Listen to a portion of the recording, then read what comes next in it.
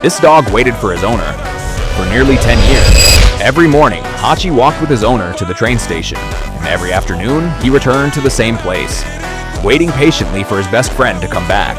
It was their routine, their quiet little promise. But one day, his owner never returned. The trains kept arriving.